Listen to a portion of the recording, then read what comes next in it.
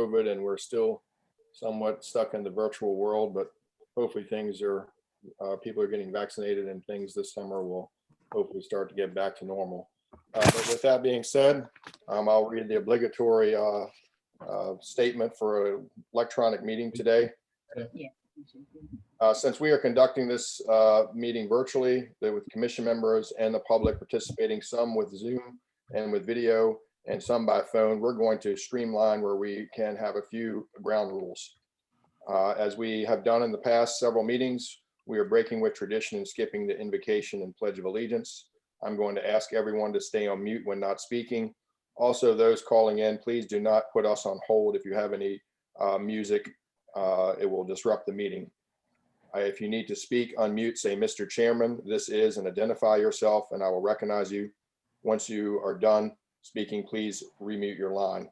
If you need some help, feel free to post a message in the chat box, Eldon or Paige, to respond.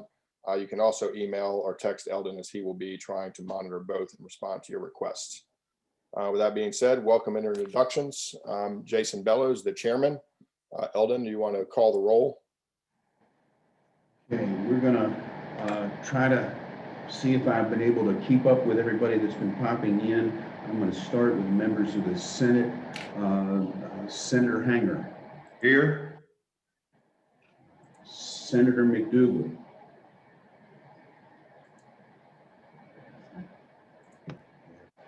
Thought I saw him pop in. Representative for Senator Reeves. Mark is here for Senator Reeves in the chat. Okay, Mark is here. Okay. Delegate Bell. Here. Delegate Joshua Cole.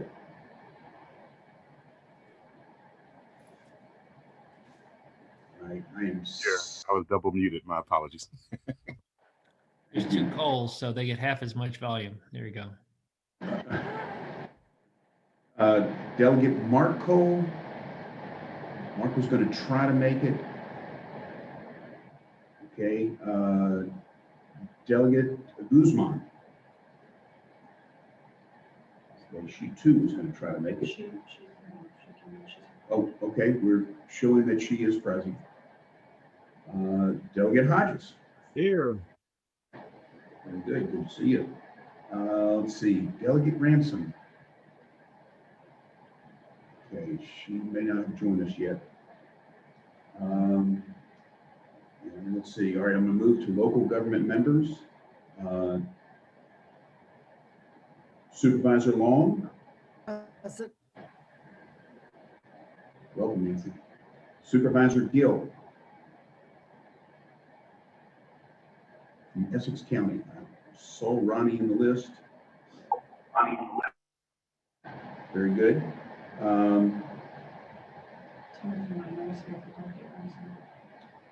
Okay, we have present. All right, Councilman Withers.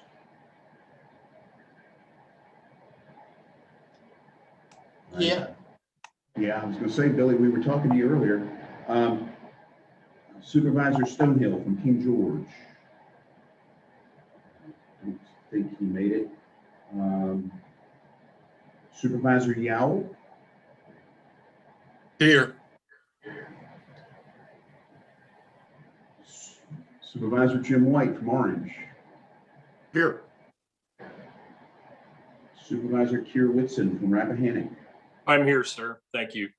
Great. Supervisor Marshall from Spotsylvania. Yep, I'm here. And let's see, did Supervisor Shelton from Stafford make it? She may be joining us late. I talked to her before the meeting. She had another appointment come up last minute. Supervisor Henson, I know I saw Woody. Okay, so Supervisor Henson from Westmoreland is here. Culpeper Soil and Water District, Tom O'Halloran. Oh, yep, I made it this time. Okay. And your compatriot Joe Stepp can't be with us because he's helping his daughter move. Okay, Mr. Chairman, that takes care of the members. We have quite a number of the public with us, including 10 members that are going to be presenters over the course of the afternoon. I don't know if they're probably about 30. I don't know if you want me to try to go through the list. I notified themselves in the chat, a member of the Yeah. public, and then it can be recorded. Thank you. I'm getting my technical advice here. If those of you who are members of the public that are here, if you would just identify yourself in the chat, some of your information that's up on the screen is initials, and it would help us out with being able to identify you in the record. Thank you. Mr. Chairman, I'll turn it back to you.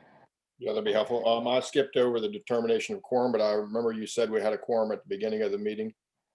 We do have a quorum, yes, sir. Okay, I'll move on to review and approval of the agenda. Are there any questions or comments about the agenda? Hearing none, I will ask for a motion for approval of the agenda. Move for approval. Is there a second?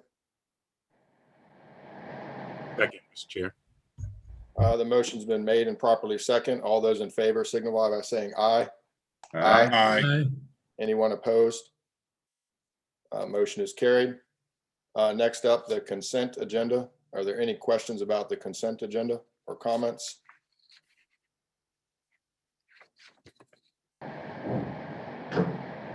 Hearing none, I will ask for a motion for approval of the consent agenda. So moved, Tom Haller. Second. Motion's been made and properly second. All those in favor signify by saying aye. Aye. Aye. Anyone opposed? Thank you. Moving up, next is the public comment. I will ask you to either raise your hand and identify yourself if there's anyone in the public, and say, Mr. Chair, this is so-and-so, and I'll recognize you.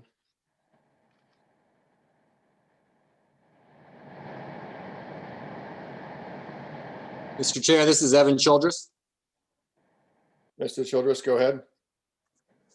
Hi, everyone. I am a representative of Shenandoah National Park. I am the branch chief for biology here, and just wanted to make connection with the commission and sort of offer up our data and expertise where it's useful.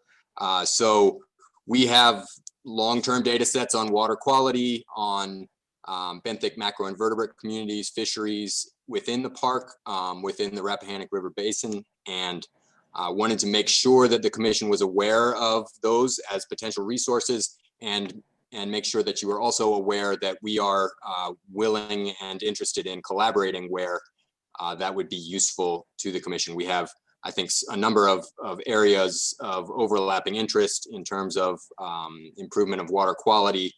I think we do a pretty good job here in the park, pretty much nothing but forest.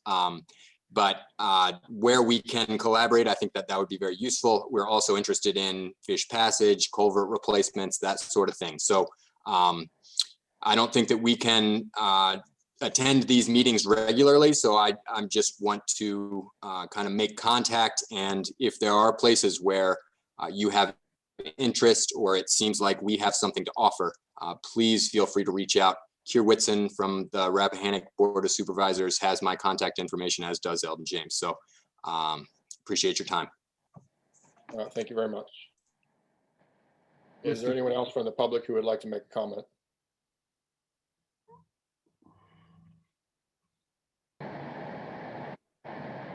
Hearing no further comment, I will move on to number 4 on the agenda, perspectives of the 2021 General Assembly session. I will open the floor to General Assembly members. Emmett, do you want to kick it off? Sure, I'll just make a couple comments at this time. Looking at the agenda, we've got a panel coming up that's going to be able to get into a lot of the detail as it pertains to most of the issues that would be relevant to our work. So I won't get into that, but overall, our revenue resources are adequate at this time. We were able to do some things as far as reinserting some of the budget items that we'd had to cut out previously. As it pertains to our basic mission with the Rappahannock River Basin Commission, I would say it was a very positive session. particularly from some of the bills and the budget as it emerged. Some of the other was actually rather painful in terms of process as we worked. The Senate, of course, was at the Science Museum. The House got very well versed at working in a virtual environment. And but we made it through. And later I'd be glad to respond to any questions anyone might have, but I think our panel will be able to get into the specifics of some of the very positive initiatives we were able to put forward during the session. Thank you, Emmett. Any other members from the General Assembly want to make a comment? Sure, this is Delegate Hodges. Few things. Number one, we were able to establish a BMP clearinghouse, at least the Center for Recurrent Flooding, to be able to initiate and start to create a BMP clearinghouse for flood mitigation. As you know, there's a clearinghouse already for BMP's BMP clearinghouse with DEQ for stormwater. So this is a big step for the Center for Recurrent Flooding to at least start to create that and look at where it's housed. Everyone agrees that we need to do this, but no one actually knows, at least right now, where to house that and how to move forward with that. So this is a big step. The second thing, dealing with septic, as you know, and I've talked about numerous times, we have major issues with flooding and septic systems just in Gloucester County. There are 600 septic systems that are flooded just on a king tide, which is a flood tide on a sunny day. We were able to at least, we had a bill that actually ended up in the budget to look at the septic systems and to create a pilot program. And we were able to get $120,000 for VDH and DEQ to be able to fund this program and create a pilot program to look at septic systems that are in harm's way, to elevate those totally out of the ground. So all of the treatment would be out of the ground and out of harm's way. This is actually a big deal to move this forward. So we're very pleased with that. The last thing, and I know Delegate Cole introduced the scenic river designation that would have bring the scenic river designation all the way down to, and it ended at the Essex line right at the Downey Bridge. We have some concerns with that, at least I do, with as far as VMRC and DGIF designation. If you were to extend that designation all the way down into the saltwater area, there are a number of mixed uses down here, dealing as far as working waterfronts, oystering, net fishing, all of those mixed uses where this would fall into under DCR, which has never had any jurisdiction down in this area. So one of the things that I'd like to look at over the next year is how can we extend some type of designation down into the tidal waters and the saltwater designation where VMRC has jurisdiction, and where we can all get along and play happily. So that's kind of where I am with this. So any questions, I'll be glad to take them. Any other questions or comments from other members of the General Assembly? Mr. Chair, this is Delegate Cole. I was just going to talk about the Scenic River bill, but Delegate Hodges stole my thunder. And I have no problem sharing it with him. But we were excited to see that pass, and I'll remain open to working with him as we move towards the next General Assembly session as well. Any other comments from members? Well, thank you all for your comments. We'll move on to number 5, the panel discussions. Eldon, you want to kick us off with the beginning of this? Well, Mr. Chairman, we're waiting for the first member of the panel, Ian Jennings, who said that she will be on by no later than 1:30, but she was going to try to make it a little before that. So what we may want to do. Terry Lasher is with us, and we could jump to agenda item number 7 and talk about the Sentinel Landscape Partnership, if I haven't caught Terry totally off guard. If he's okay with that, we can jump ahead. The General Assembly was short on words today. They've talked so much during the regular session. Said that, I didn't. Yeah, no problem. Eldon, I'm happy to pinch hit here for Ann, no problem. Just a quick update regarding Sentinel Landscapes. As you all know, here at the River Basin Commission, you were all partners in this endeavor and had written multiple letters of support, and we have provided follow-ups as we've moved through this process.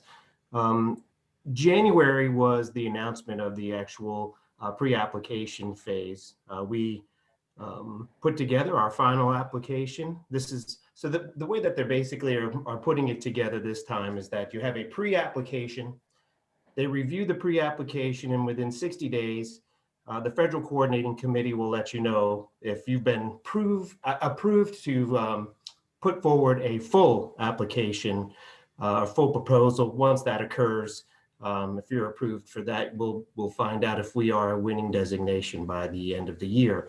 The proposals were due on the 29th of March. We were ahead of the game and had our application submitted this past Monday. We have not heard back anything yet. We did get confirmation that it was received. So our application is in. We should hear something by the end of May, whether or not Virginia will be selected to put in a full proposal by the end of August. And we'll keep you posted. We've got a pretty strong application. We worked with the Federal Coordinating Committee representatives as we went through, had a meeting with them in the beginning of March just to kind of see if we were on the same page, and everything was positive. So we're very hopeful. We think we've put a very strong package together. We have a lot of great cooperators, and we're very hopeful. So there's a quick update for you, Eldon. I can take questions if there's any questions. Any questions from members about Sentinel Landscapes? I've got one, Mr. Chairman, if nobody else does. Go ahead, Eldon. All right. Hey, Terry, once you, assuming you get notice next month or in May that to prepare the full application, what's involved in that maybe we should be aware of? Is there anything that we can do to assist, support? What? Yeah, it's a good question, Eldon, and thank you for bringing that up.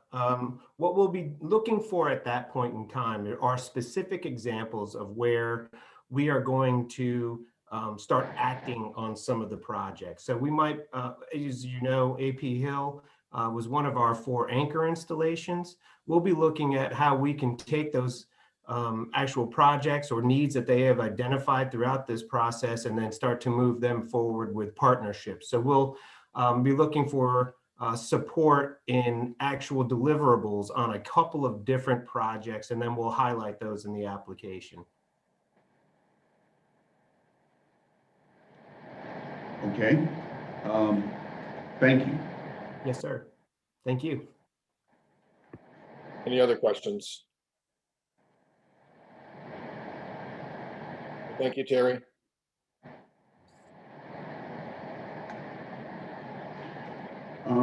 Mr. Chairman,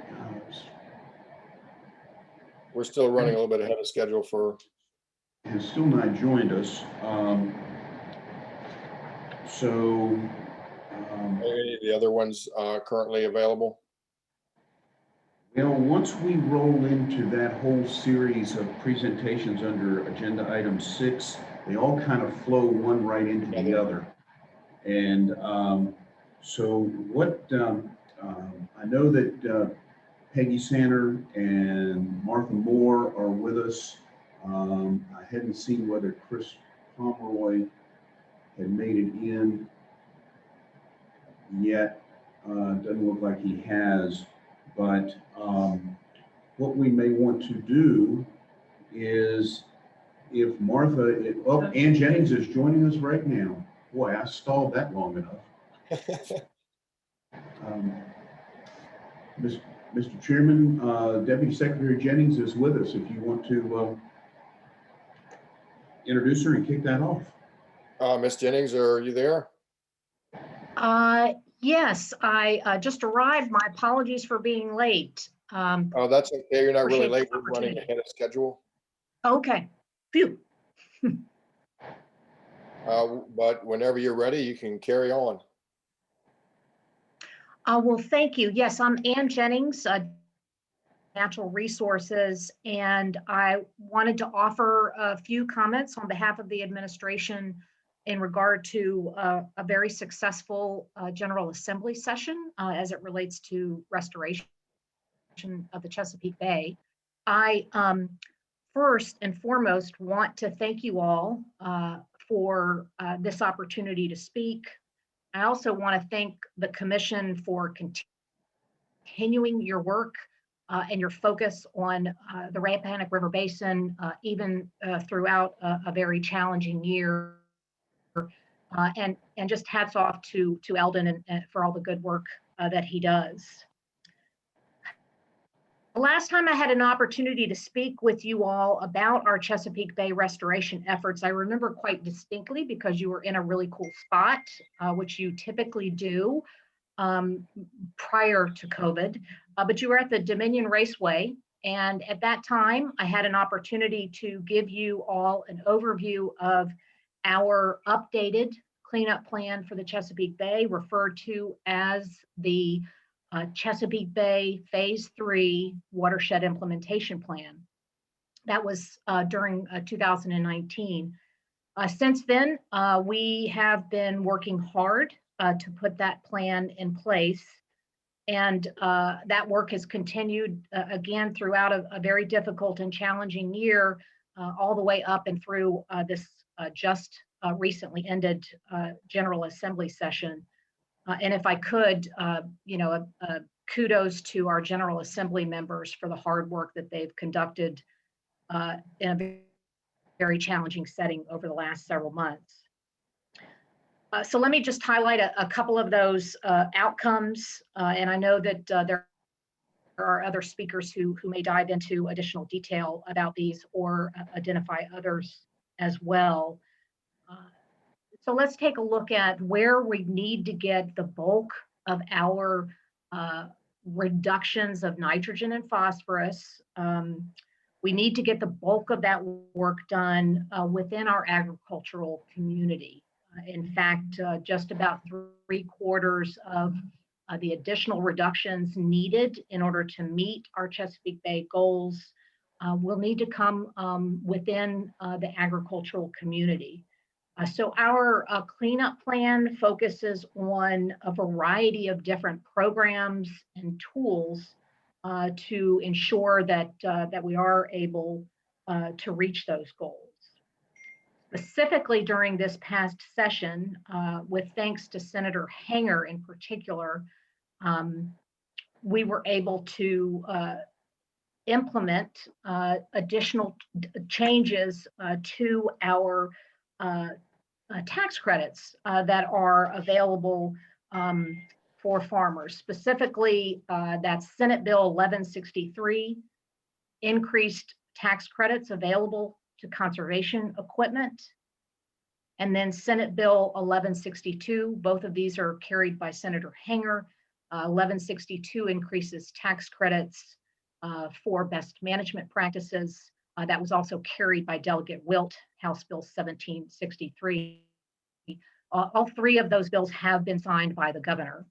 And as noted, each of them provides additional incentive through the tax credit programs for best management practice implementation, as well as conservation equipment. Why is that important?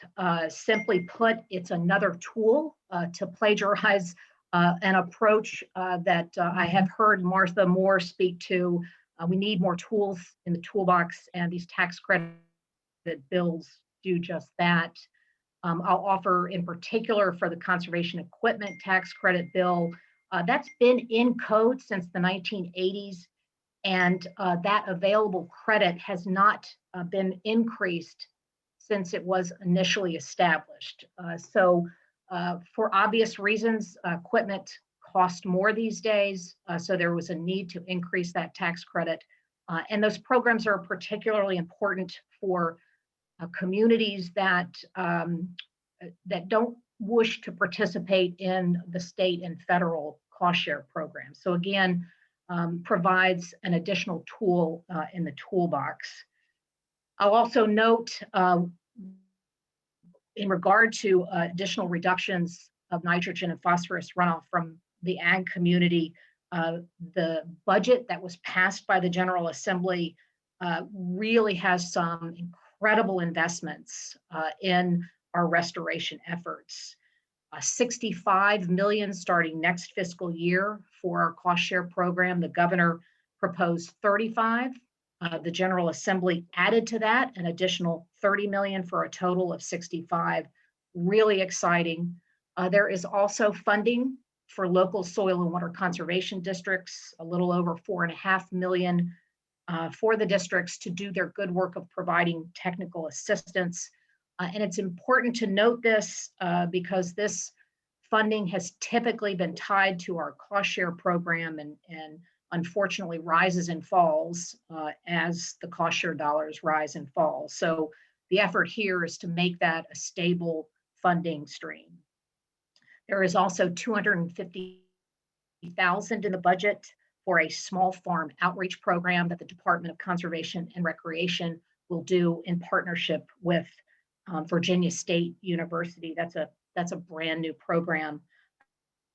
And I'm really excited that there's an additional $1.5 million for Virginia Cooperative Extension, who provide tremendous technical resources for farmers for many, many issues, including our Chesapeake Bay restoration efforts.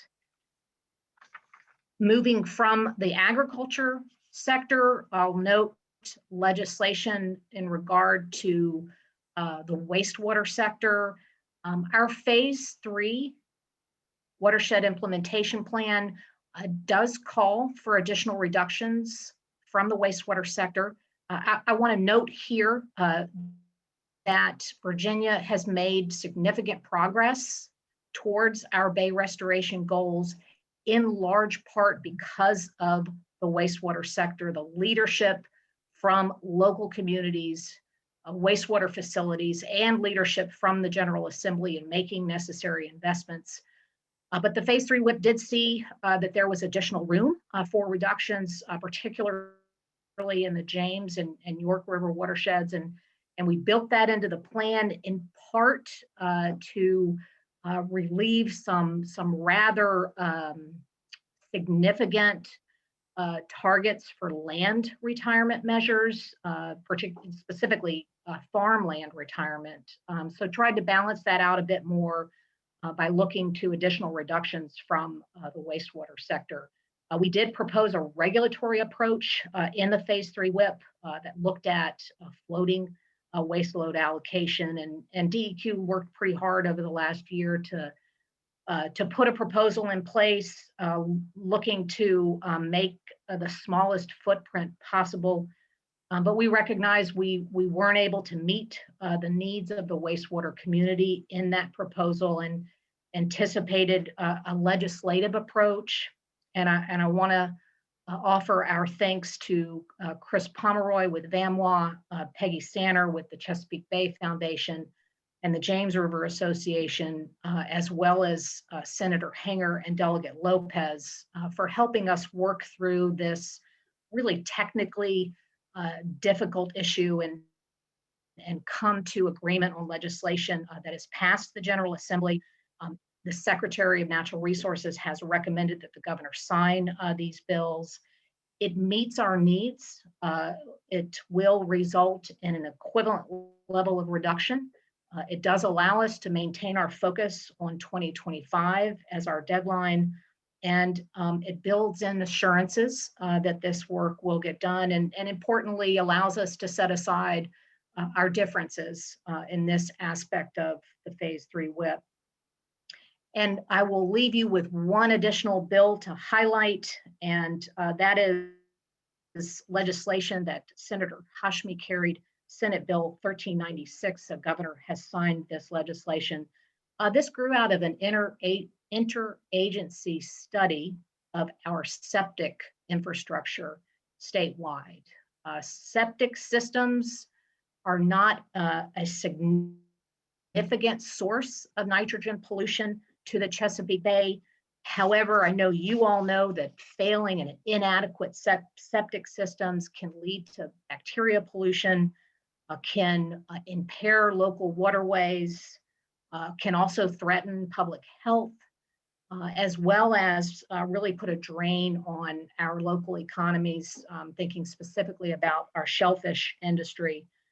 So out of that effort grew Senate Bill 1396, which establishes a wastewater infrastructure work group made up of a variety of state agencies with stakeholders engaged to come back to the General Assembly with recommendations on how to address or to ensure we're addressing our septic infrastructure across the state. It also calls on the Virginia Department of Health to work closely with VEMS in mapping where we are having these failing septic systems. And it also importantly allows the Virginia Department of Health to utilize their existing indemnification fund to support septic solutions in low-income communities. That legislation was supported by budget amendments that include additional staff resources at the Virginia Department of Health and also some additional resources for the assessment work at the Virginia Institute of Marine Science. And I'll step back and want to particularly point out our thanks to the General Assembly on the wastewater budget items. There's an additional $150 million in the budget that passed the General Assembly for improvements within the wastewater sector, 50 in fiscal year 21 and 100 million in fiscal year 22. So with that, I will stop so the other speakers can have a chance to weigh in, but want to leave you with thanks again for your work and recognition that the General Assembly is continuing to take significant steps to help us work towards a healthier Chesapeake Bay and a healthier Rappahannock River. And I really appreciate the opportunity to speak with you all this afternoon. Thank you.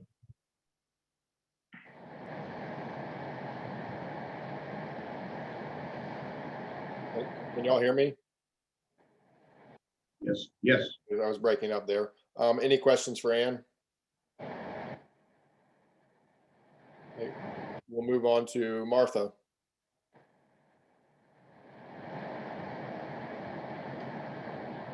Can you all hear me okay? Yes. Loud and clear. Thank you so much for the invitation to speak to you. I'm Martha Moore, Vice President of Governmental Relations for Virginia Farm Bureau, and appreciate Deputy Secretary Jennings and her thorough, recap of a number of the tools, and also the recognition that, as she said, that I've used this analogy many times, is you got to have the right tools in the toolbox. And agriculture is so diverse in the state of Virginia. And many of you, I know, also work with your local soil and water districts or serve on your soil and water districts. And you know as well as I do that what is in your district is very different than what's in another district in the scenarios that you deal with. And so having a complete, full range set of tools really can help you to serve the farmers in your community, as well as the other items that you do and provide to the community. Would really like to express our appreciation to Senator Hinger and Delegate Wilt for expanding the refundable income tax credit for Ag BMPs. That provided two different things. It provided an enhanced incentive for certified resource management plans. Take you a little bit back, in WIP 1, resource management plans was kind of a whole farm plan, And with that, once it is certified and implemented, then the farmer gets some certainty from any type of regulatory changes with regards to that. The part of the challenge with resource management plans is that when you do a whole farm plan, you may need a lot of resources in order to help that farmer. And with, not having those stable and adequate resources in our Ag BMP cost share program, we haven't really kind of got as many of those plans kind of across the finish line, if you will. And again, this just gives us another tool in the toolbox for soil and water districts to work with farmers to be able to do that. In addition, they opened up the conservation practices to all of the conservation practices. So before, the tax credit program was really limited to just a few practices, and now it opens it up. And so, as we're trying to get to 2025, we've got to look under every rock, touch every farmer, and have them to implement conservation practices. And this gives them another tool in order to do that, because the districts already know there's many times, many years that they've had farmers come in and they haven't had money. And so when a farmer finally takes that step to come in and there's no resources there, it discourages them from coming back. And this will provide them with at least an opportunity to say, we don't have maybe a grant, we've run out, but we have, refundable tax credits that can be utilized. So it helps the districts and it helps farmers to kind of fill those gaps, if you will. Now, that tax credit program is limited to $2 million as it applies to farmers. We think that's a realistic goal because, first and foremost, soil and water districts are trying to get the Ag BMP cost share grant programs on the ground. That takes a lot of their resources and a lot of their time. And so we believe, again, that this is just going to kind of help bridge that gap. And as Ann said, there are certain farmers with certain beliefs that won't participate in the cost share program, and the tax credit program offers them an opportunity to participate. I can remember a number of years ago when we were meeting with the Senate Finance Committee to talk about precision agriculture equipment, and really do appreciate Senator Hanger not forgetting those conversations and working towards expanding the tax credit to also include precision agriculture equipment with regards to that. As Ann said, we're appreciative that the governor at least set the bar for the Ag BMP cost share program at 35 million, which has kind of been the minimum that we had a work group a number of years ago that we worked through with Delegate Bolivar and Senator Hanger to say, if we're really going to have a stable program, we've got to have some type of base funding. And so he set that. We also are appreciative of the General Assembly of including $30 million additional dollars for the Ag BMP cost share program. And I also want to thank all of the members of the House of Delegates. That was an amendment that they pulled out of the block, and it unanimously passed the House of Delegates. And that is something I've shared with farmers across the state, is that, that they were willing to put those additional resources and everybody support those additional resources. So I really would like to express our appreciation for that. And then for soil and water districts based funding, that's another one of those items that we identified in that study a few summers ago, that if we're really going to have to be able to deliver a program with adequate funding, we have got to stabilize soil and water districts with regards to their staffing. And to have that 4.55 million restored for base technical assistance funding, I think was a huge step forward. We hope that in the budgets going in the future, that just becomes an automatic line item that continues in the budget. Now, while all of those dollars are great, I would be remiss in not saying that still does not meet our needs. If we're going to meet the 2025 deadline, really what we needed in the cost share program is $105 million. So I am so incredibly appreciative of having $65 million. It is certainly one of the highest years, if not the highest year of funding for Ag BMPs, but it's still short of what we need. And so we still have work to do to build this program so that farmers can meet the nutrient reduction goals that are set out in the WIP 3. Eldon, that completes my remarks, and I'm happy to answer any questions. You all hear me again? I'm still freezing. Are there any questions for Martha?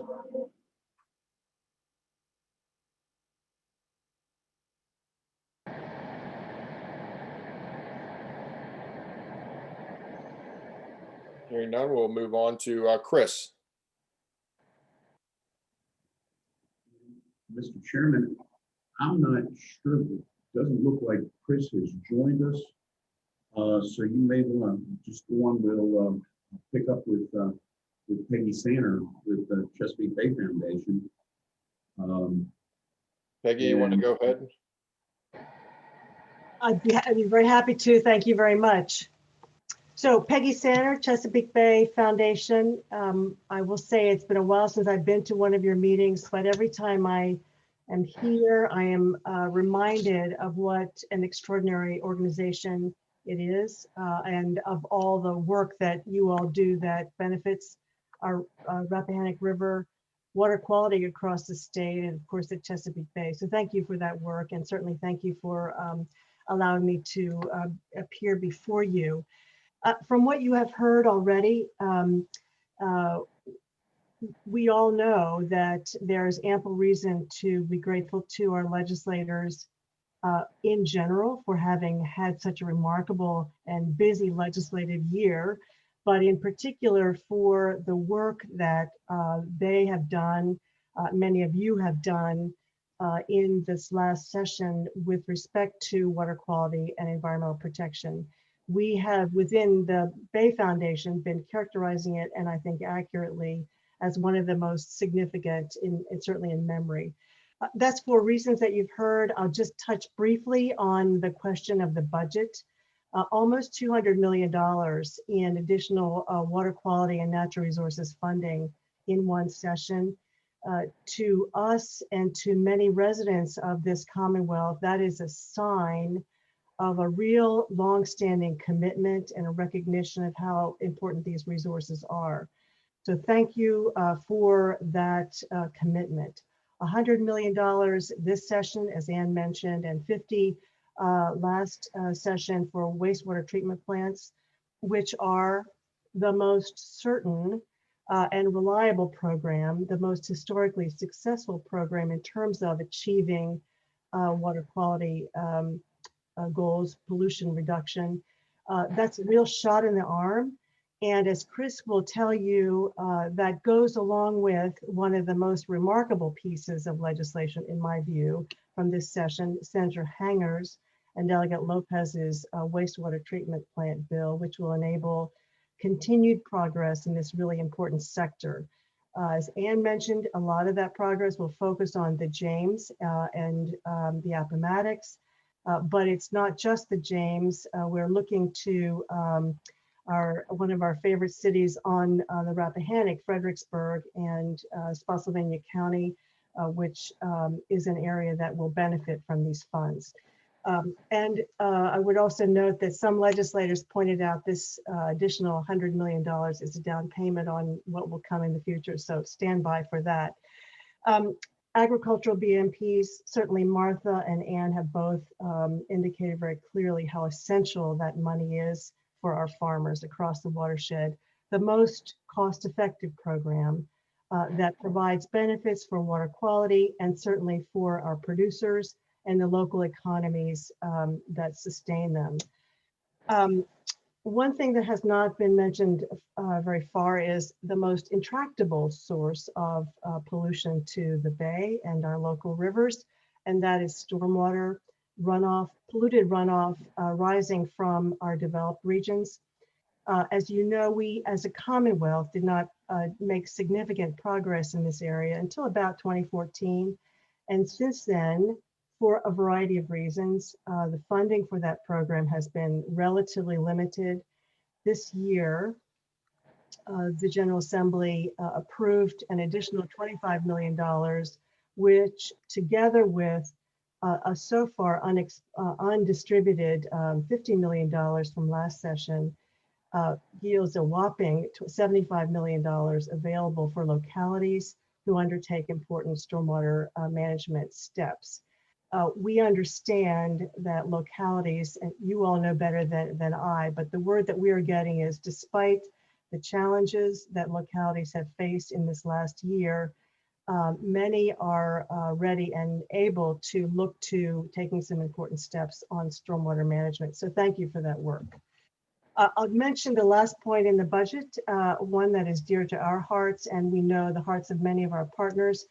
The General Assembly approved an additional $170,000, which makes for a total this year of $250,000 for environmental education.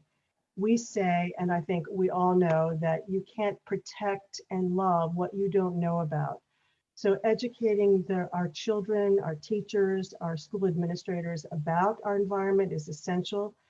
We have partners on the Rappahannock River. I'm saluting all of you at Friends of the Rappahannock who are here today and across the state who, along with the Bay Foundation, are working in that area. Thank you for the money that helps make that accomplished.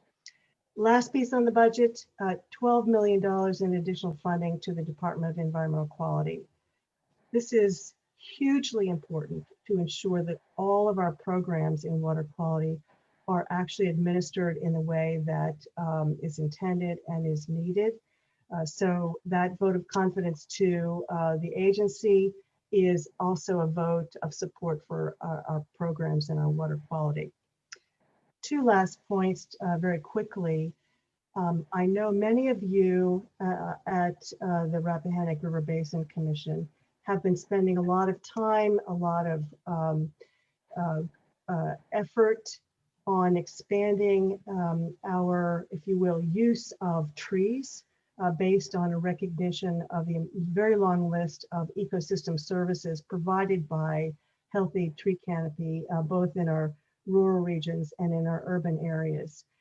This year, Delegate Guy and Senator Marsden introduced a piece of legislation that will enhance localities' authorities, no mandates, but authority to work with developers to add tree canopy where appropriate in 4 specific areas. One is to take advantage of their nutrient uptake abilities to help meet MS4 permit requirements.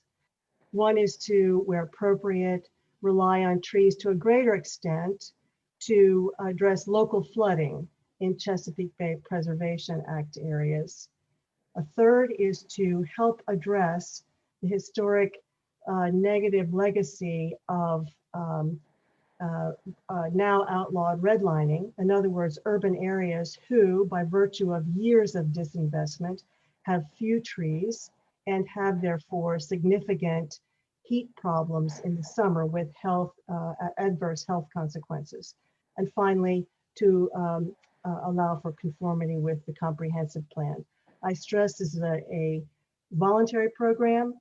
Moreover, it will be subject to 2 additional steps. One is a stakeholder group to see whether it should be tweaked, whether it should be expanded, and finally to a reenactment process next year. From our perspective, the bill represents a lot of good thinking, and we're certainly looking for additional insights to make it even better next year. And we thank all the legislators for their work on that bill.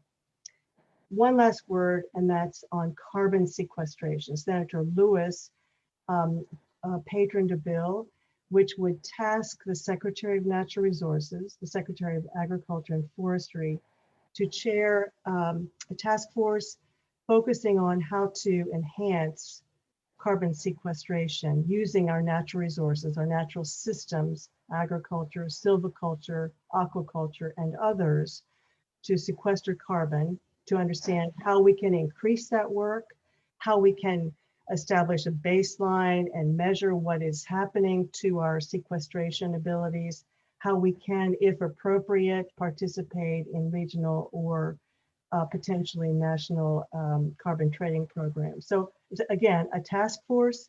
Hopefully it will be staffed by our specialized agencies and our scientists from our research universities, along with other partners.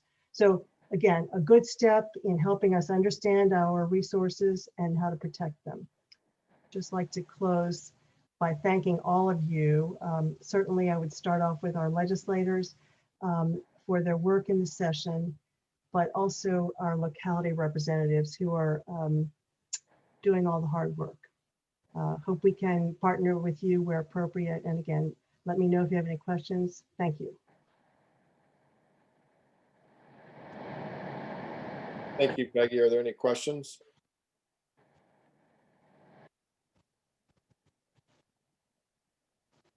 Alrighty, is Chris with us now? Chris has joined us. Chris, can you hear us? Yes, I can. Thank you. Good afternoon. Good afternoon. Go ahead. Pleasure to be with the commission this afternoon to speak briefly about the point source nutrient legislation this past session, which was just I thought an excellent all-round effort in the long-standing style of our legislative process to advance significant phases of the Chesapeake Bay restoration work, and to the members on the call of the General Assembly and the various communities and others and our partners represented. Thank you very much for the opportunity to work with you this past session to take another important step in the restoration program. For those here whom I do not know personally, my name is Chris Pomeroy, and I represent the Virginia Association of Municipal Wastewater Agencies, and have worked with many of you on this program for over 20 years on the wastewater component of our progress together. We made some important decisions together on the next phase, really the details of how we implement the phase 3 portion of the watershed implementation plan, which really kind of doubles down on the point source components. It's an expensive undertaking for all of us. We appreciate also your support for the next $100 million component of the state share of the Water Quality Improvement Fund, which was an important companion element to the substantive legislation, which has a few main components. One of those is identifying and prioritizing a package of nutrient upgrade projects at select facilities across the watershed.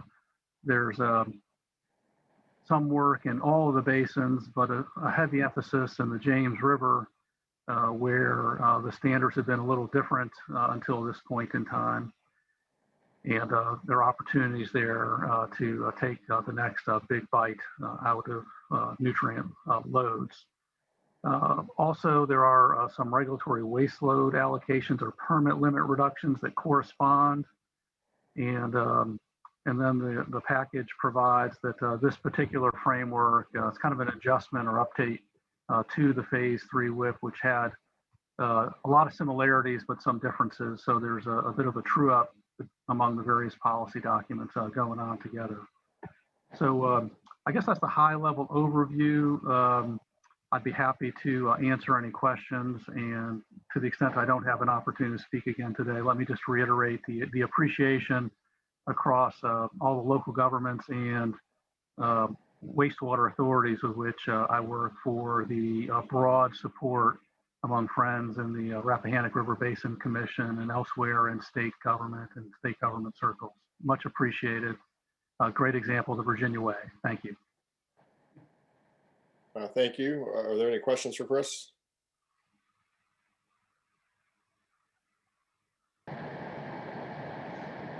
Alrighty, thank you all for those informative updates and presentations. We'll move on to number 6 on the agenda, public access and recreational projects. Hey, Mr. Chairman, there are some exciting things going on, and as you're aware, the chairman heard this presentation last week in the technical committee, and what we want to do in today is talk a little bit about some projects in the middle and the upper basin, and then as we move to our next meeting, we're going to do the same kind of focus on the lower basin. These are general access to the river, as well as outdoor recreation related projects that all come together and are quite exciting. And what we want to do is we're going to start off with Michael Craig with the city of Fredericksburg, And Michael, I need to let you share your screen. Give me just a second here.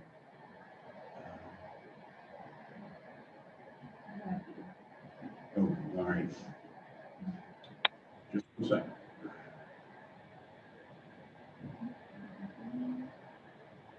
That didn't get on the list. Mike, you should be able to share now. All right. Thank you guys for the opportunity to speak with you today. I'm glad to see Mr. Withers, City Councilman here. We spent a lot of time together last night till about 11:30, and we're hanging out again today, which is always a good thing. Can you all see my screen with the presentation? Yes. Excellent. So I'm going to talk about the Bankside Trail project that's undergoing, that we're taking on in the city of Fredericksburg. And it's really a story about city planning. And one of the best parts about my job, I'm the senior planner with the planning department here in the city of Fredericksburg, is that we are working in an environment where we can rely on a lot of very strong historic planning that's going on. So we consider ourselves a river city, and that's been developed over many, many years. So we get to build upon that legacy, and it really adds to the excitement of what we're able to do to realize some of the goals that have been put in place for decades. And that's kind of what you see on the screen. Fredericksburg's River City. We are completely bounded on the northeast sides of the city by the Rappahannock River. West of the city, so everything to the left of the screen, really beyond US Route 1, but primarily beyond I-95 is certainly, if not in designation, in practice, a scenic river. And that's our planning will keep it that way.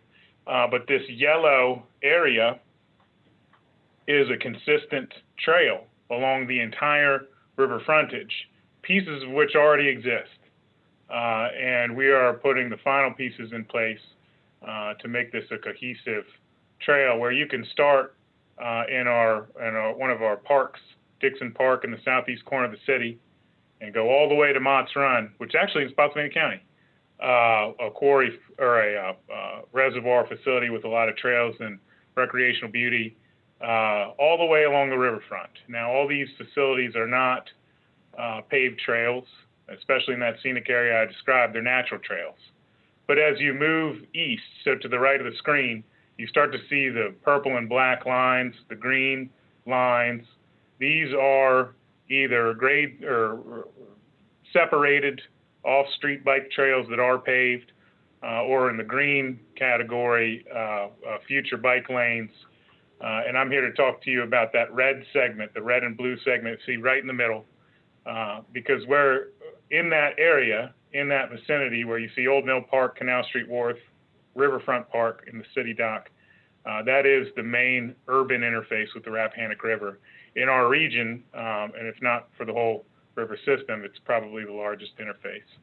And a lot of planning has gone on in that area where that red and blue portion of the trail was shown. This is from 1984. It's the EDAW plan, but EDAW was like 4 different people, EDAW, I've been told. It was a landscape architecture firm, and the people in Fredericksburg have been envisioning really strong improvements in this area, at least since the 80s. And this is a masterful plan. It's got some of my favorite elements on it. Tyler Gellis, our stormwater manager, is here too. And when we talk about it, he tells me that laws have changed since the 80s, and that some of the coolest features that you'll see on here, specifically the rock walkway just dumped right into the river that connects Scotts Island to the north, is probably prohibited by state law. But still, what a concept envisioning this was. And this has led to improvements in the area, and it led to the development of a riverfront park that's actually about to open in the city. But a lot of what you see here is in this phase 1 corridor, and it's unbuilt. And our planning is continued to try to keep moving this forward. This is urban planning is an art, and it goes on for a long time. We are specifically focused on what's circled in yellow. This is a map from our downtown small area plan. We worked with the city council, the planning commission, about every board and commission in the city of Fredericksburg to develop. And this is an excerpt from our transportation, our bike route network. So again, the green are on-street facilities, and we're trying to connect the black and purple, which are our off-street facilities, with the blue, yellow, or blue-orange, or blue-red segments of off-street trails. And what is circled in yellow is phase 1 of the Bankside Trail. It's going to connect the historic areas of the downtown with a bridge under construction right now by VDOT that'll cross the Chatham Bridge that connects to some trails that Stafford County developed that connect Falmouth, Pratt Park into the downtown. And it will then connect into this facility. It will connect to the Riverfront Park, and it'll integrate our historic downtown into that network. So a lot of opportunity here. And that's not even to mention the historic resources that this will open up. That star indicates the location of something we call the Old Stone Warehouse, an 18th, early 19th century stone warehouse. And most people see the back of it and assume it's the front, two-story section off of Sophia Street in the city, but really you have to get down to the river's edge where it faced when it was built, and you have a completely different view of what that facility is, and it's incredible. And it's an underutilized resource because you can't get down there right now. So we're excited about the potential that this trail has to open up new areas for recreational use, historic interpretation, and it's also transportation connection. We've developed a concept plan, and so if you're looking from right to left on the screen, just off the screen is the city's Riverfront Park. That was a planned facility that's been under development now for many years. Looks really good. If you're coming to town, it's worth going by and seeing. It's not quite open yet, but I think over the summer it will open. And then you see a sidewalk that's not hatched. That actually was built as a result of that EDAW plan I showed you using DCR money. And that's where we'll connect. So everything you see in green is phase 1 of our Bankside Trail. This was a proof of concept. We took the work on ourselves, working with some property owners in the area. And the thick black line is a retaining wall that will need to manage some grade. And then the trail will go along the river's edge. The building you see right south, and on this map it's to the right, of the Chatham Bridge is that old stone warehouse. So you'll be there in the front yard of that structure. We think there's a connection crossing William Street that takes you directly to that Chatham Bridge Trail coming across from Stafford. And the switchback that's shown on the left side of the bridge will be another ADA accessible path to get you to this facility where it again goes down along the river's edge. And then as it moves left, climbs back up. The topography in here is a challenge, but one that we've put some thought into. So we'll climb back up in that vicinity and continue on northwards. So that's the general concept of what the Bankside Trail is. We do think that it's a off-street paved multi-use trail, primarily 10 feet in width. And so now I'll tell you a little bit about our project schedule, where we're at. A couple of phases of work. First is right-of-way acquisition. We own a lot of property in the area. The city of Fredericksburg is the landowner, but there are several properties that we do not own. I'm going to tell you about two potential opportunities that we have that have kind of brought this project forward out of a normal schedule. And the first is that in working with some property owners in that area, they have taken steps to try to move this forward. They want to be a participant, and one of the biggest ways is that they're working with us to provide right-of-way, which is a big deal. Everybody here has had to work on projects where you need land. And to have willing partners means all the difference between getting started and not. We have another great input. We applied for Virginia Outdoors Foundation Preservation Trust Fund Public Access Grant because we won't be able to just be gifted all the right-of-way. And we're granted this grant, awarded this grant. So that's going to help us purchase the right-of-way where folks aren't ready to just turn it over to the city. And I'd like to specifically thank Friends of the Rappahannock. I saw that Mr. Brian Hoffman is on this call. They put in letters of support for us to obtain that grant, and they're an excellent institutional partner that helps again. So we've got a lot of support, and that's going to help us get the land we need. And this is where we are now. We've done the phase 1 engineering, environmental and cultural resources, no wetlands, which is good. So we have a clean trail route.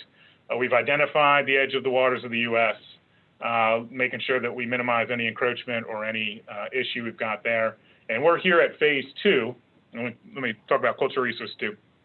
Cultural resources, we did architectural investigation or archaeological investigation and an archival research, and looked at impact on any historic architecture in the area. And that all came back clean as well. So that's a big deal too. This is a very historic area of the city. It's 3 of the lots that we're crossing are 3 of the original lots 4, 5, and 6 that were divided out in 1738 to make Fredericksburg a city. Fortunately, the historic resources that are in that area are known, and we're able to work around them and know that we'll be able to highlight them in the future. But we're on phase 2 now that those items are reviewed and checked off. We're looking at the grading, erosion, and sediment control and trail alignment, and we need to get a construction document. We have some timing for another opportunity we've got that I'll talk to you about in a minute that's sensitive. It's based on existing work that's going on. If you haven't been to Fredericksburg in a while and you're coming to Fredericksburg, plan your route because you won't be able to cross the Chatham Bridge. And the construction that's ongoing under there involves a lot of material where there may be some economy of scale and working with the materials and resources that are down there. And that's why we've broken it out into a phase 2 where we are in phase 3, which will be a final trail construction, because our immediate focus is on working on the grading, getting the land right with the opportunity that we've got down there. And it primarily involves what you see in orange there, which is an armored shoreline. And what that would mean would be that we could take some of this material. This is me standing in the middle channel of the Rappahannock River, and you can see the bridge abutments above us with no surface. This is while they were demoing the old bridge. They built this causeway into the river in order to construct the bridge. And this is tons and tons and tons of Class 1 riprap. This section that I'm standing on here is 12 feet deep. It is a lot of rock. It's pretty neat to be standing in the main channel and looking down the river. If there was an environmentally sensitive way to maintain this, it might be something that we would want to do. But we do need to remove it. The state needs to remove it. It is a state project. And when they do that, there's a potential benefit to reuse that along the edge to protect the future trail. We have erosion problems in that area. The trees are falling in at a regular rate, and we lose shoreline. So along this portion of the Bankside Trail, the potential to reuse this material is very real. It could be a real savings to the city, and we're trying to structure our work here to coincide with the conclusion of the Chatham Bridge project so we can potentially take advantage of that. So that schedule would start in late 2021, which is why we're focused so much right now on a grading plan. Again, I want to thank everybody that's been a part of this. I know a lot of them are on the phone call today, and it's taken a real village to get this going, but that's the way it was going to be. That's what I've got for the Bankside Trail. Thank you again for your time, and I'm happy to take any questions you guys have.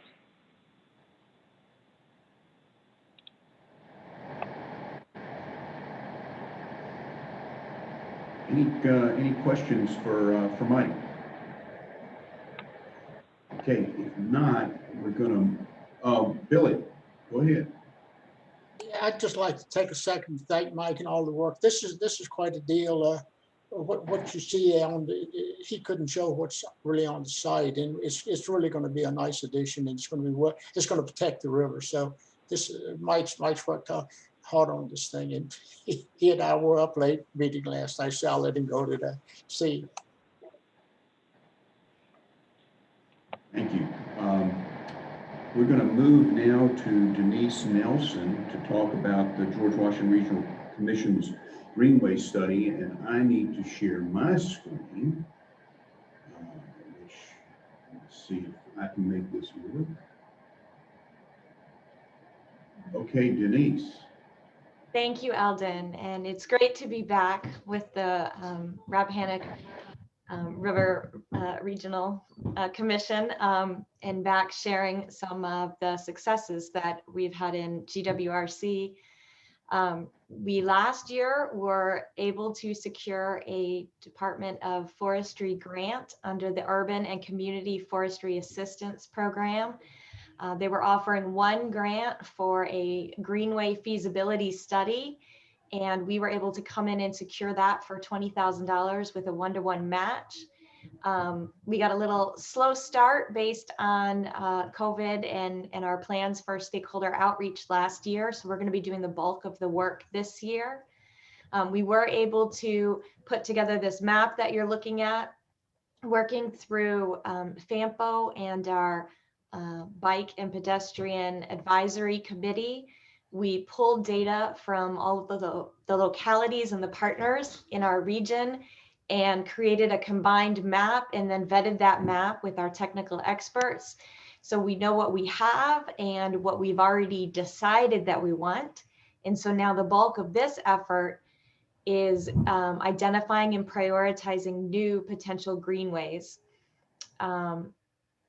This will be the first real regional strategy for developing greenways, and specifically it will be trails and paths that are lined with trees coming from a forestry grant. We'll try to keep some native character, some natural character there, and also try to connect trails across localities that may have different design standards. So we're going to be working on those points of connections and then the transition from one type of character or design to another. This will build upon all of the things that Mike said and that all of our wonderful municipalities are currently working on. And our goal is to have a prioritized strategy and then help identify potential sources of funding because we know that these new ideas are not baked into the locality budgets. So our approach will be to continue working with the FAMPO BPAC, the Bicycle Pedestrian Advisory Committee, and host 3 stakeholder meetings where we invite all of our additional partners from our localities, Friends of the Rappahannock, Fredericksburg Trails Alliance, East Coast Greenway, everybody that's relevant. We're going to focus the first meeting on identifying potential opportunities for connections. And we're going to really rely on our local technical experts for that conversation. And then we're going to have a second meeting where we work on developing project goals and objectives. And for that meeting, we will be expanding our invitation list to policymakers, decision makers, so that we're confident that the decisions we make will be lined up for future approvals. And then we're going to schedule a third meeting to prioritize that list of improvements. And in this case, we're going to expand our attendance once again to potentially include the types of organizations that offer funding for these trails so that we can make sure that we're meeting their criteria and their needs as well. Once we have the technical and the local support, we will take this plan around to the GWRC board, FAMPO, the local boards, and put it out for public comment. We'll open it up to the wider community. We plan on taking advantage of VDOT's support with the MetroQuest survey software to engage as many people as we can. Ideally, by late summer, we'd be able to have an in-person community meeting, but just in case, we're planning for online meetings or surveys as necessary to make sure that we can engage the community. So our resulting product would be a plan, a map, a list of funding strategies, and some momentum, some support and excitement for moving forward at the locality level and at the regional level. So please pay attention in the future. You might see some invitations to these meetings coming up in April, May, June, or I may see you back here again later in the year presenting the plan for approval or endorsement. Do you have any questions? Good. How are you? Thank you, Denise. Any questions for her? Okay.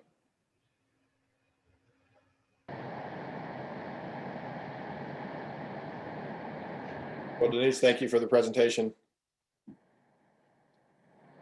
Next up, Maggie.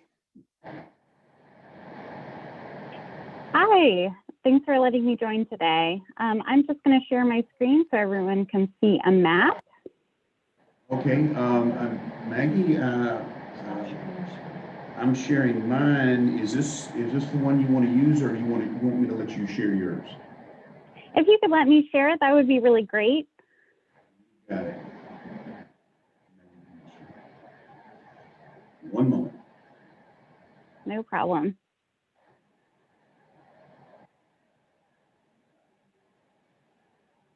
Should be good. All righty. Okay, so I am Maggie Bloomstrom. I am with the Piedmont Environmental Council, and I am the Rappahannock Rapidan Conservation Initiative Coordinator. So today, I just wanted to highlight one of the projects that we are working on with a host of partners, many of whom are on this call today. And so we're really focusing a lot on public access on the upper headwaters area of the Rappahannock River.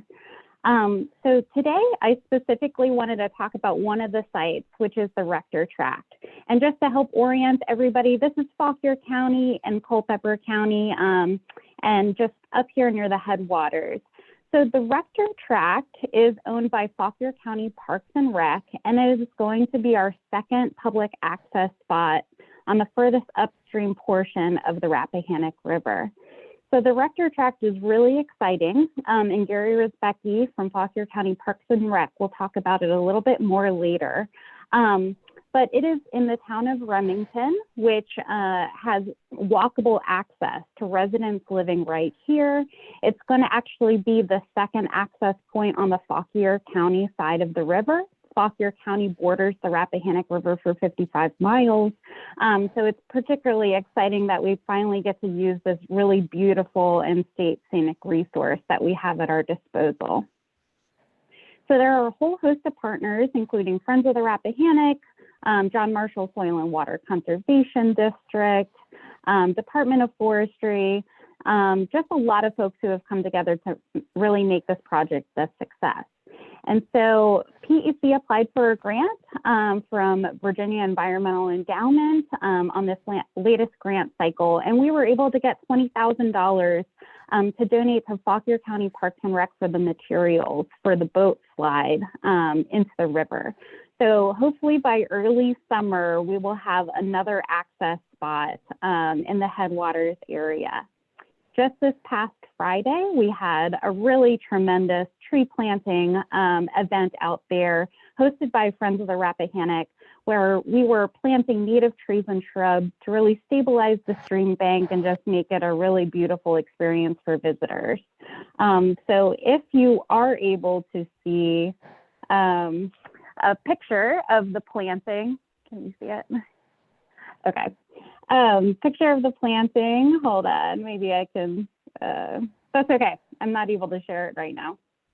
But we were able to get about 100 or so trees and shrubs out there to really work to stabilize the bank, because the Rappahannock River upstream in particular really rises high to the banks there.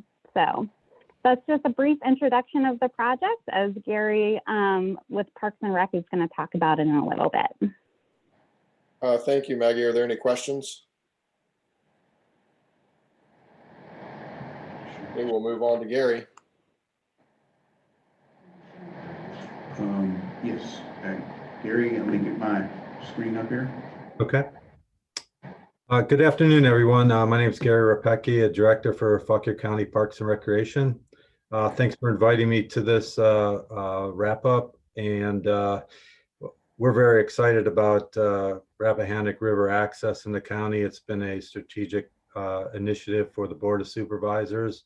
The only way we're making this happen, as Maggie pointed out, is having all these outside partners help us. So this initiative started way before I started working here. My goal is to kind of work through all the county processes to make it happen. So if we could go to the next slide. This is a picture of where the kayak canoe launch will be on the Remington site that Maggie referred to. It's very beautiful, lots of fishing. People go there to swim as well.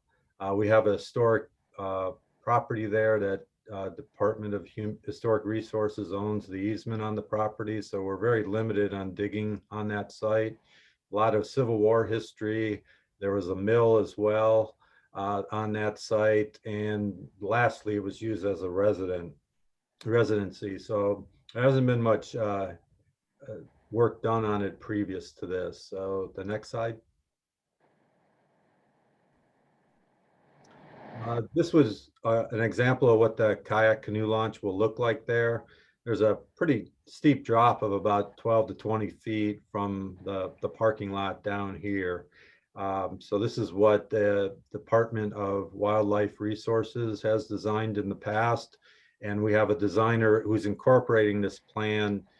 Currently, we're scheduled to take the plan to our community development for review in April with the hopes that we would be going under construction in June. Next slide, please. And this is an overall site, overall view of the site, the Rector Tract property. The gray line is utility easement where it's an old abandoned VDOT road, but also the power lines go there and cross over to Culpeper County. Each one of these little pictures gives you a little vignette of what it used to look like. We spent a lot of time removing invasive species, mainly privet and bush honeysuckle last winter with adult court services to help us out. And we're going to be spot spraying those, but the riparian planting that we've done was also part of an agreement we had with DHR on getting a kayak canoe launch here. We're also working on an MOU with Department of Wildlife Resources to build and oversee the construction of the kayak canoe launch, not only here, but at Riverside Preserve. So we're super excited that this is really coming into focus now. And with PEC helping out with the funding for this, we'll be able to do great things. So if anybody has any questions on Rector Tract before I move to Riverside Preserve.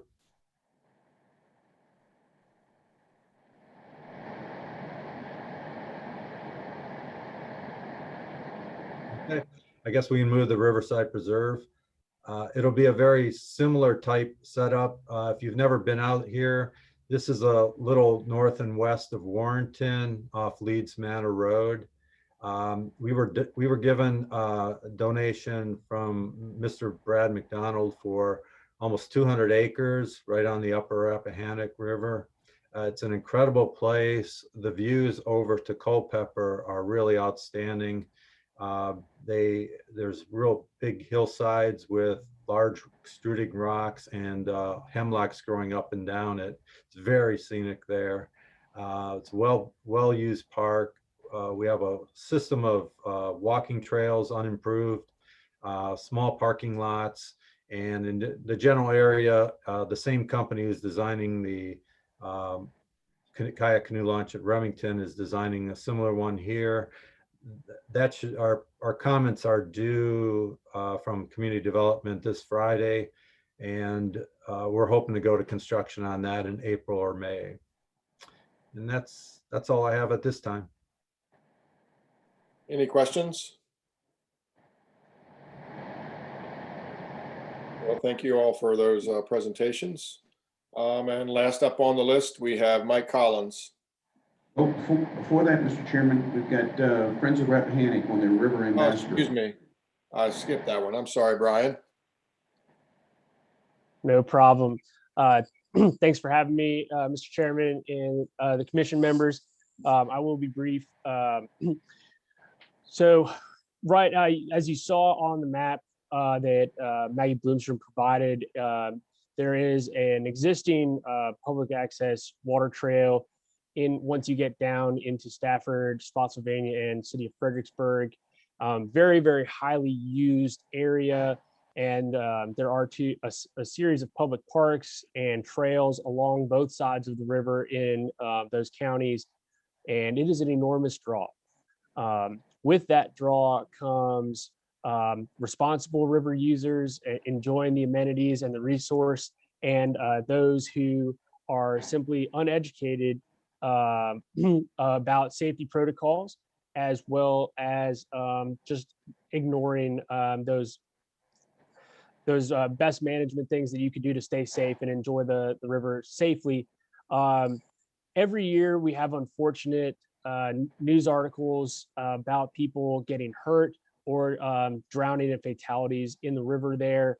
And as we continue to advocate for safe and responsible public river access and expanding access to diverse audiences, we've found a need to increase awareness about river safety, litter reduction, and other really important things that the communities in those areas have brought forward.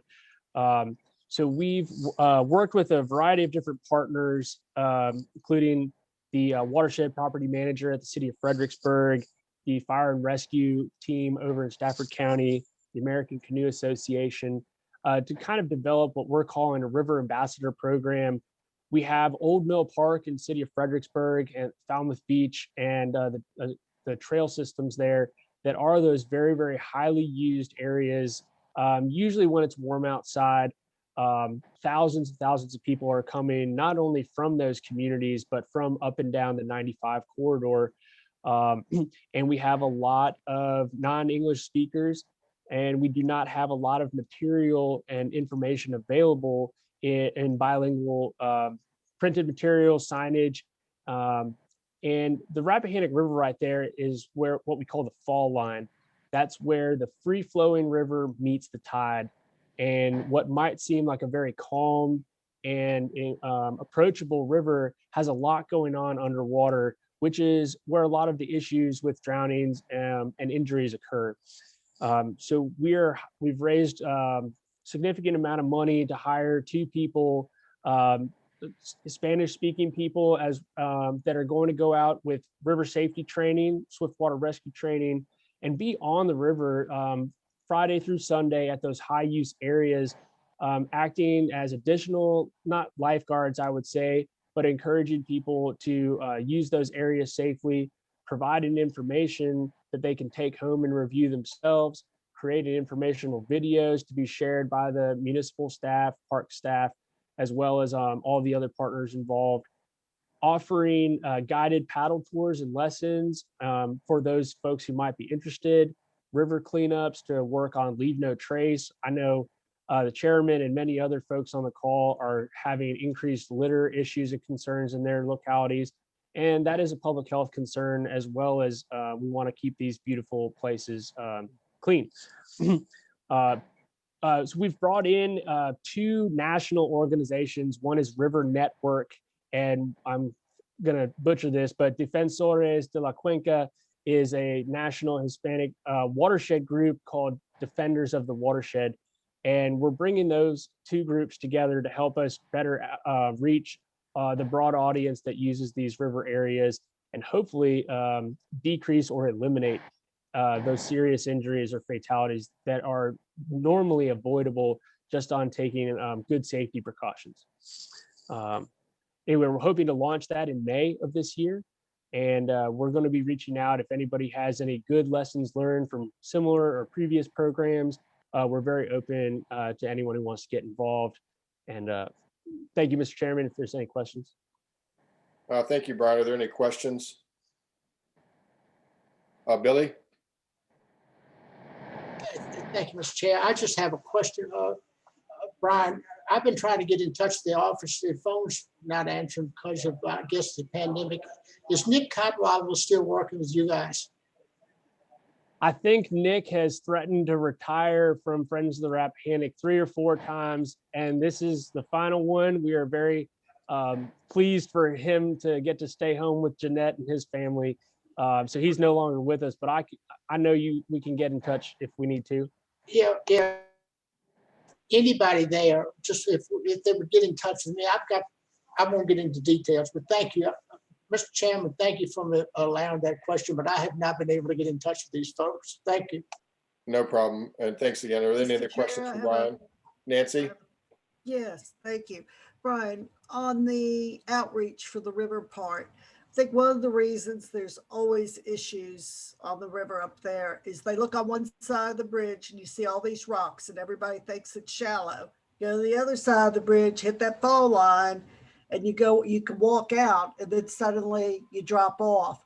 So other than canoeing safety, will you also have a section that makes those people who go to I call the Falmouth Beach now, aware that this is not a flat, shallow river? We lose people there every year, despite all the good work that Fredericksburg does, keeping that river beautiful. Yeah, thank you for the question. That is definitely one of the big issues. It is a dynamic river system, and the path you took yesterday to walk across the river without getting your thighs wet will have shifted. There are buried logs underneath the river.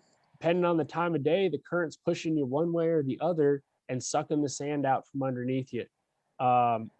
So yes, we plan to work together to provide that type of information, that it's not safe to walk across during certain times. If you're going to swim, make sure you have a life preserver or some sort of flotation device. And any sort of river activity under the influence is never going to be a good idea, especially in this type of dynamic river system that can be such a threat. Any other questions?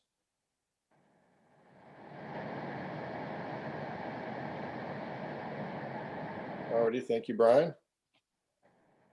And now last up, Mr. Collins.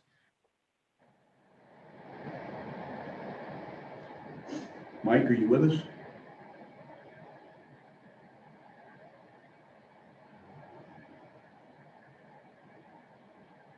Can you hear me? Yeah, we can hear you. Let me share the screen. Okay, sorry about that, folks.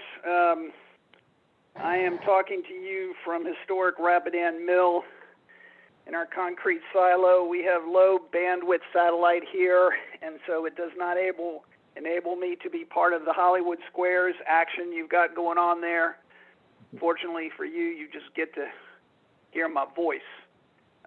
Good afternoon, Chairman and Commissioners. I'm just going to take just a few minutes to brief you on what we call here the Rapidan Blue Way program. The program is a partnership with Madison County, Orange County, the town of Orange, and many other residents, and certainly including the help of Friends of Rappahannock and Piedmont Environmental Council. And so it's a great thing. This has been going on. We are now in our 6th year of discussing this. Eldon, do you have the slides up? We're on slide number 1. Okay, all right. So fundamentally, to everything that the center does, this is, in our view, one aspect of economic development. Eldon, next slide. Got it. Those on the call, I'm sorry, you'll have to hear that since we have no other way to communicate on the slides other than just verbally. The next slide, what we're again just talking about here is this is fundamentally about tourism. It is a tourism designation when we're talking about a Blue Way. No official designation locally or state or regionally. Outdoors recreation is what it's about. We hope we can get handicap accessible. Don't know that we can do that. That's why we are doing a feasibility study. We are in our first year, or just ending up in our first year of doing a feasibility study for this Blue Way. Next slide. Again, the value of a river trail or a Blue Way is increased recreation opportunities, which does lead to increased private and public revenues. Next slide. There are many benefits. The projects that preceded me that I got to hear just a little bit about are fantastic. They're wonderful. In fact, I have to say that I remember back in the day when I used to have the opportunity to work with the Commission more, we never heard about these kinds of things. And so to be on the call and hear about all these great work that other folks are doing and that we hope to be doing is really cool. So you see here these benefits that are associated with the river trail. Next slide. A couple of years ago, we commissioned an economic group in Roanoke to do a study of the economic lift that would occur if a blueway were to be built in the area that we're proposing. And we got from them a figure of roughly 50 grand per year in additional economic activity per river mile that would be a result of the construction of this blueway, increase in private property values. And there you see what paddlers, at least in Roanoke, are spending per river trip. Next slide. For us, because this trail is located in a populated area, you know, there's a lot of considerations, a lot of concerns. So we decided that we needed to do a feasibility study, and that feasibility study was funded again by our public sector partners, which again is Madison County, Orange County, and the town of Orange. And they were all very generous. And as I said, we are in the middle of that study where we're looking at what the access points are, and then how do we market the blueway, how can we maintain the blueway if we in fact build it. Next slide. So Eldon, just to check, make sure we're on the same page, you should have a slide, be looking at a slide that says Exploratory Committee. Yes. Folks on the call may know some of these people. Probably most of you don't know any of them, perhaps. Those of you that are down in the basin. But this is just a very good cross-section. You've got people, a local president of the Farm Bureau is on here, and, you know, this is the way that we choose to bring this forward, which is a very broad coalition. This isn't just a bunch of eco-commandos. You know, these are just concerned citizens, town, county, from this area. Next slide. All right, and I'm going to apologize that I wasn't able to grab better graphics, but in the lower half of that slide, you see a blue, dark blue squiggly line and then a light blue squiggly line. The dark blue squiggly line is the Rapidan River. On the lower left down where you see black lines and it says River Trail Phase 1 put in and take out, those arrows are going to Liberty Mills, which is 231, which is in Somerset area of Orange County, and then the arrow on the right is ending up at Madison Mill, which is just north of that circle, that is the town of Orange. You know, like everything, when you get into it, you can have the greatest plans, you know, and then, you know, once you go down the road, things change. Don't have time to go into it now, it doesn't matter, but that first put in, which is at Liberty Mill, that's no longer possible, and instead we're going to go from where that little the littler light blue line is, what actually is at Spicer's Mill. That looks like, at least conceptually, that's where we can put in a put in, and then the takeout is just below it, 3 miles below there. Again, about a 3-mile run, and so that's what we're focusing in on now. The next slide, please, sir.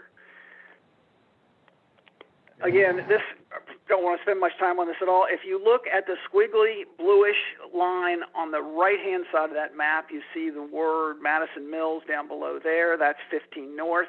It's the old bridge site. That's where the takeout is.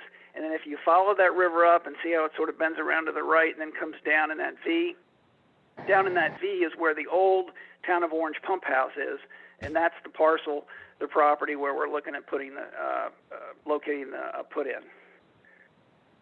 Next slide. So again, we are doing a feasibility study. We actually have now completed draft design documents. That is now going to be vetted. We're going to be meeting with adjacent landowners to discuss this with them. I will tell you that it's the view of our board of directors that if we have any consequential objection to this from adjacent landowners, our organization, the Center for Natural Capital, is not going to continue to push it. So this is why we've been so deliberate in bringing this along slowly. And so this next, I would say, 4 months is going to be a very critical period. Logistically, Madison Mill looks good. Logistically, Spicer's Mill looks good. But the next critical piece of that is getting landowner support, or at least landowner consensus, which to us means that they can at least live with a blueway access point. Also, the capital costs there that are talked about on that last bullet, we think that's really high. We think we can build a canoe slide gravel entrance, a small gravel parking lot for a lot less than 6 figures. And then just wrapping up, the team that's actually doing the work is the Center for Natural Capital. Our project partners include, you can see there, I won't read them all, but there's law firm, Faulkner Construction, so on and so forth. Next slide. Again, this just talks about, and you can just scan this.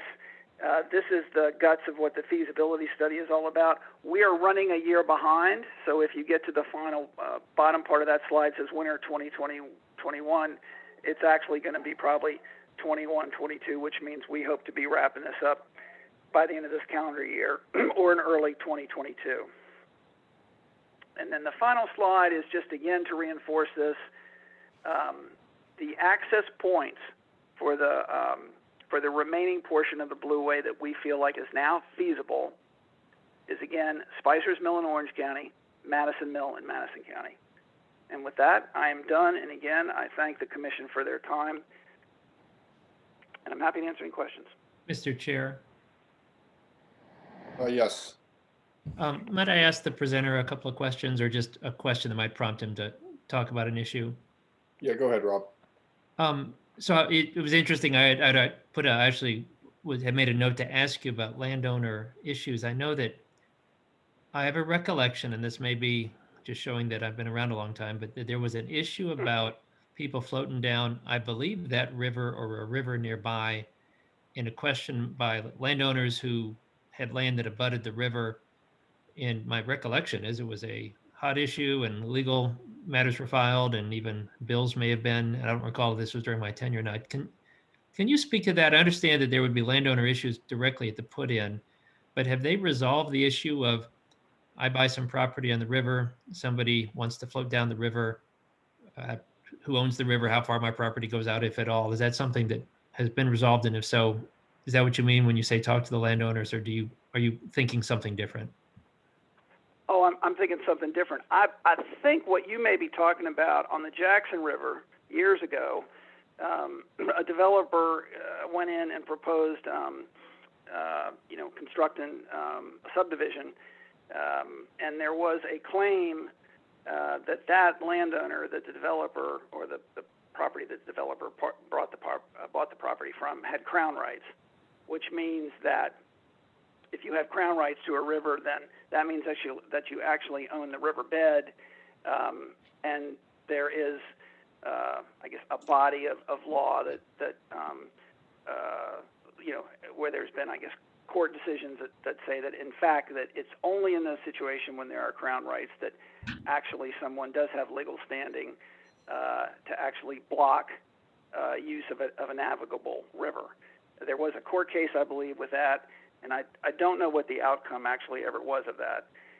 That is not the case on the Rappahannock. When I refer to landowner issues, I'm just talking about, imagine that at your house, that right next to it, that you would have an access point for public canoe kayak access. And how would you feel about that? Well, that's the situation we have here.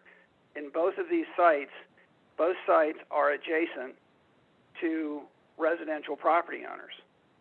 Now, we know that some of them support this, but we know that some of them have at least some level of concern.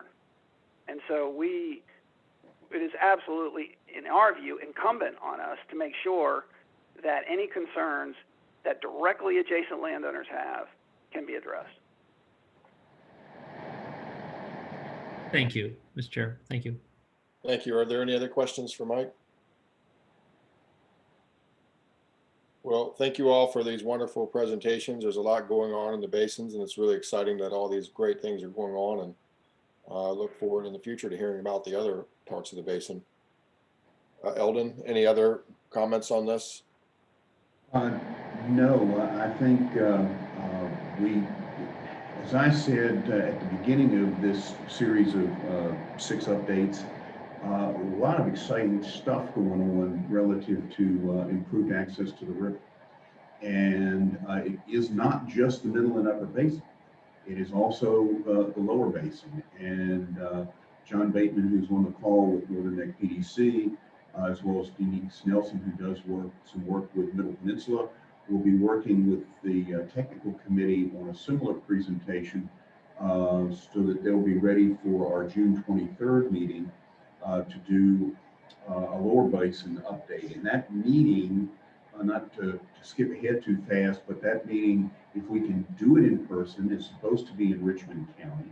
And if we can pull that off, we would like to work with the town of Warsaw so that we could maybe tour after the meeting a little bit of what we heard about at the December meeting, the work that the downtown revitalization and stormwater improvement project that the town manager spoke with us about.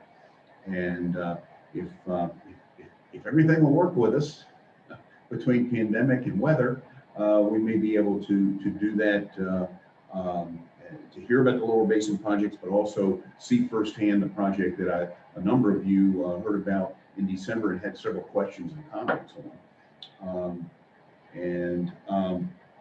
The other thing going forward I wanted to mention, and I think Evan Childress with Shenandoah National Park has dropped off, but our September meeting would be, again, if we're in person, be in Madison County, and it might be a wonderful opportunity to hear a little bit about what the park is involved in, since we'll be right there at the foot of the Blue Ridge, and I'm sure Keir would be happy to work with us on some maybe we had a field trip planned for last year to look at some BMPs, and I'd like to resurrect that if we can do that in person as well. We're just all hoping for good weather so we can do some field work at our next couple of meetings, Mr. Chairman. All right, well, thank you for that. That's the update on future meetings. Hopefully we'll be able to have these in person. We can see the limitations that we have with these digital meetings. I think we do better discussions and have better outcomes when we can be in person. But with that, I'll go to the last item here. Are there any identification of potential future agenda items? Eldon, I would still like for us to continue to try to do whatever we can working. I know the General Assembly worked this year to strengthen litter laws, but I don't think that alone is going to do it. And litter is a problem across the Commonwealth, not just in Lancaster County or other river counties. So whatever we can do as a commission to work to try to combat this problem with General Assembly members, whether it's new legislation or whatever it requires, I would like us to see to pursue that.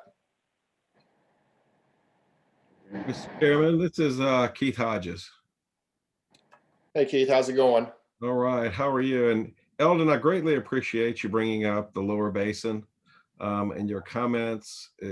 One thing I'd like to see is maybe some presentations of the Lower Basin. It seems that the last few meetings, everything's been focused on the upper and the middle. And I'd like to work with the chairman and work with you on maybe identifying some items and some topics to bring forward to this commission in the future that focuses on the Lower Basin. Thank you, Keith. Any other items? Mr. Chairman. Go ahead, Brian. To follow up on Delegate Hodges' request, I know that folks at the Tides Inn would most certainly like to provide an update to the commission on their very large living shoreline restoration project there in Carter's Creek. And I'm sure that the Northern Neck Planning District Commission and maybe the Shoreline Erosion Advisory Service could package together an update on the work that they're doing throughout the Northern Neck, Middle Peninsula, and throughout all of Tidal, Virginia. And I'd be happy to put that together working with Eldon.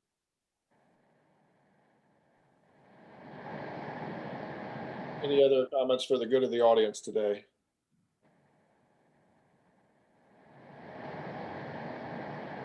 Well, thank you, everybody. With that, we are at the end of our agenda. So I will move for adjournment. So moved. Second. We're adjourned, Eldon. Thank you all, everybody. Have a good afternoon. Thank you. Bye-bye. Thank you. Thanks, Eldon. You have a good one.